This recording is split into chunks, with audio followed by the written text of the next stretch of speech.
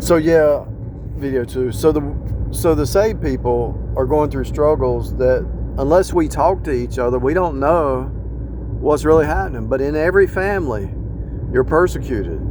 In every business, in every group, even in a local church, you'll get, if you're born again, there's going to be somebody pretending to be saved that's going to persecute you and try to mess you up. They're not really saved. The devil will fool people, and they will be in that church monitoring you. And so when I do these videos, the reason I'm attacked so much and lied about so much is because I'm reaching some saved people that can't figure out what's going on. They got saved, but they don't know why they're having so much trouble. The reason is the devil will jump on these people, and you're not like them because you have an eternal destiny, just like the preacher was talking about. A few billion years, it's just one tight ditch that's flat. And if you just need, you're going to be in eternity forever with God. So this little vapor down here, it's just a vapor. But the saved is just looking for a home, go to home. But the unsaved, they're trying to paint the town as much as possible. They want to do this. They're trying to, instead of living in peace and enjoying their peace, they're trying to paint the town. And if they see you living in peace, they got to destroy it. As I'm talking, I'm uploading a video called Chaos Agents and Monitoring Spirits. And so I could probably do a series on that too. So the chaos agents hate your peace because they don't have any peace. They don't have any peace.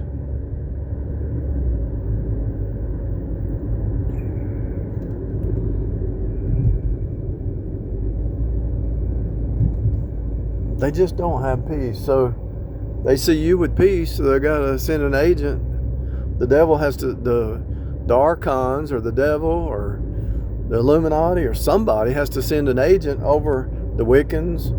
They're doing like standing in a circle saying, how can we take that person out? Well, we've studied that person's personality and here's their weakness. And we haven't really tested them lately. Let's see where they're at. Let's test them again. And let's use this weakness that this person had a weakness the last time that we sent a chaos agent. So let's send another one over there, a little bit higher level chaos agent, and see if that can stop them. See how bad that is. And so they got the monitoring spirits watching you. And when they send the chaos agent, a lot of those monitoring spirits go away. I've watched this for many years, for 20 years. So when a chaos agent comes into your world, the monitoring spirits on your platform, whatever platform you're on, they disappear for a while. And then when you overcome that chaos agent in your life in 3D and you just back to normal, then those those monitoring spirits come back and watch. And you're like, why did y'all disappear when I needed you most? And now you're back, and it's like, what happened? Because it's a complex, it's a military attack on you. You're under a military attack. The devil is a military mind. So when the devil's coming after you, it's a military onslaught. And thanks to God Almighty, Exodus 14:14, and some of these chaos agents, they will ask you, well, how do you handle it when you're going through this?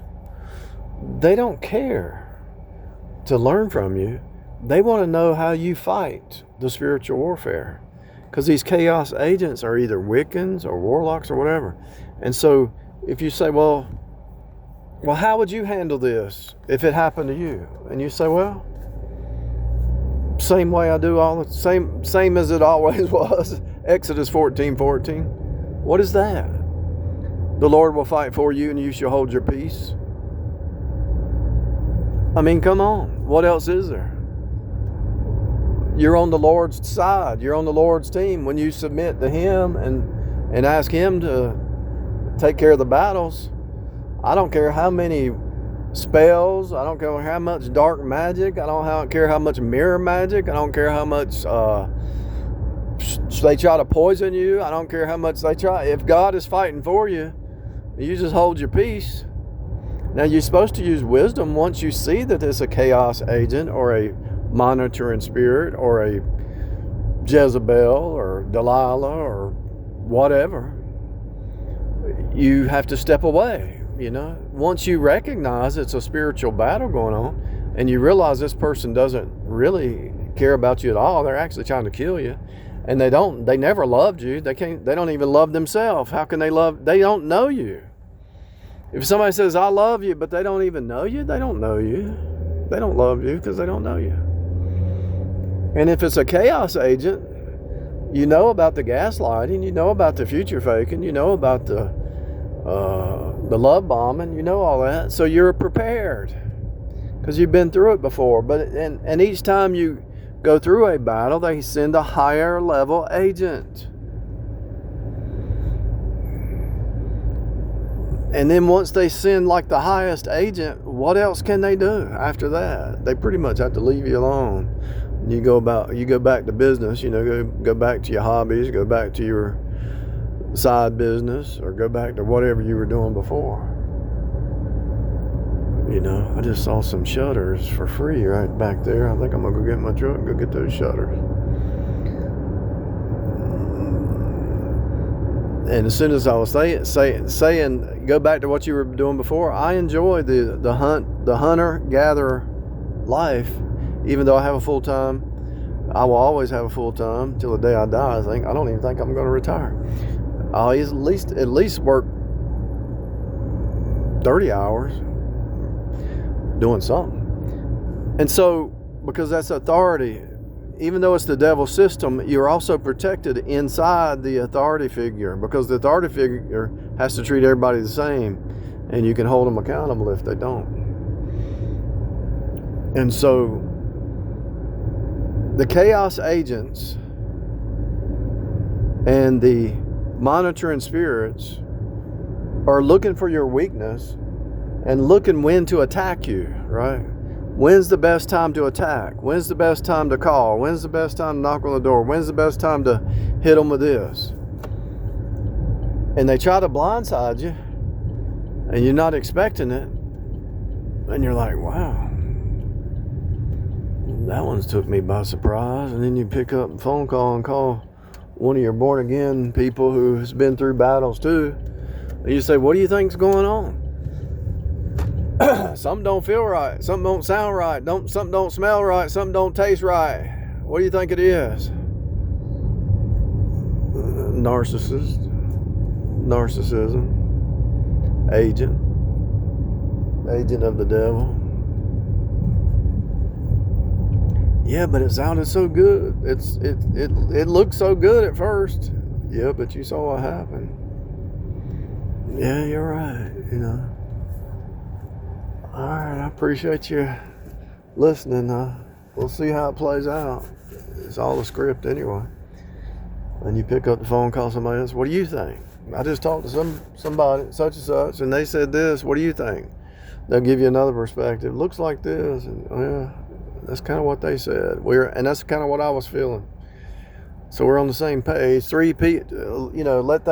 Let everything be established by 2 witnesses.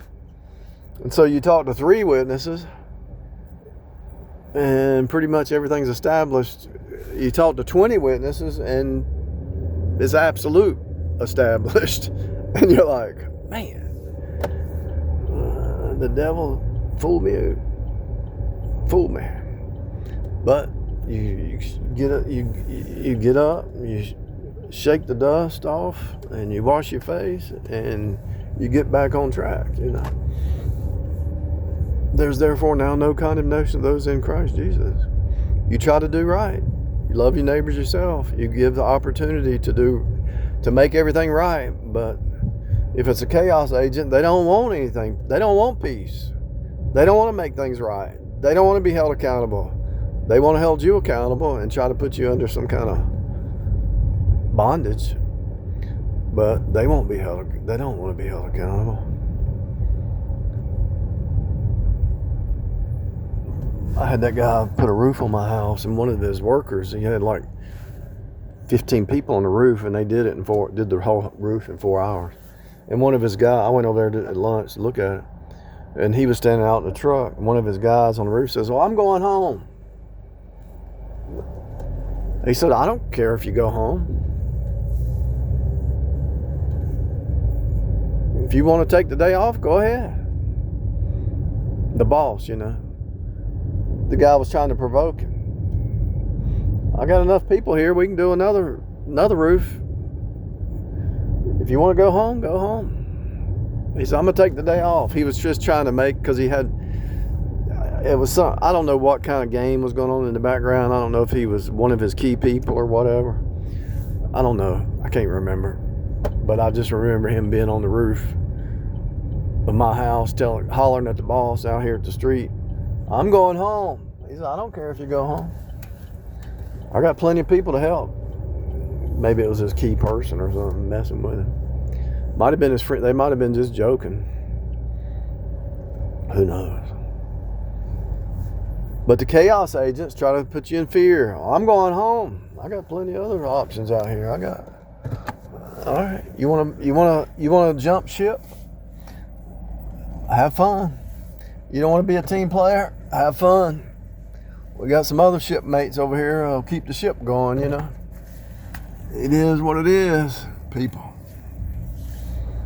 It is what it is.